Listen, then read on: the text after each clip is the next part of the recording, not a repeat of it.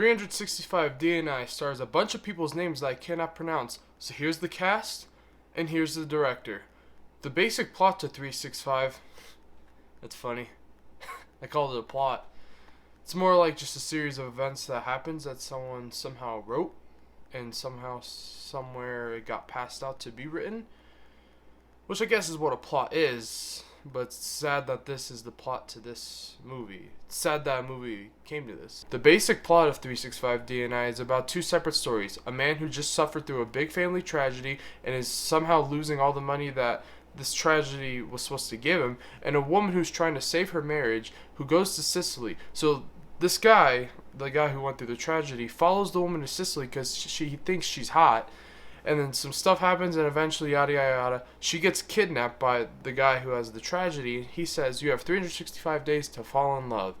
And my god, does this movie suck. I'm going to go straight to the point, because if I had to nitpick and tell you every single flaw I have with this movie, this would be a 40-minute video. This movie sucks. Do not go watch this movie. Just to start, the soundtrack to this freaking movie, it's not a movie. It's trying to be so dramatic and romantic that it becomes funny because it almost makes it a comedy because the music does not go well with the freaking what's going on.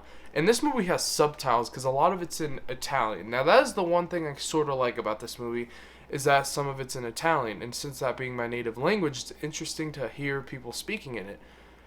And so it has subtitles, and I think the reason they have these subtitles is so we have to read them and not look up and see how badly these people are acting. Because I turned the freaking audio off for like 10 minutes of this movie and was then looking at the subtitles. I was just looking at them, and it just looks like people looking like this and talking like this. I'm an actor from Italy. They're going to put subtitles so people will read them. See, a movie like Parasite, yes, they have subtitles, but it's such a goodly acted and directed movie that you forget to even read the subtitles. You just get lost in the performances and don't even read them. It's almost like you're learning freaking Chinese or whatever whatever they were speaking in. This movie was so bad, though. I mean,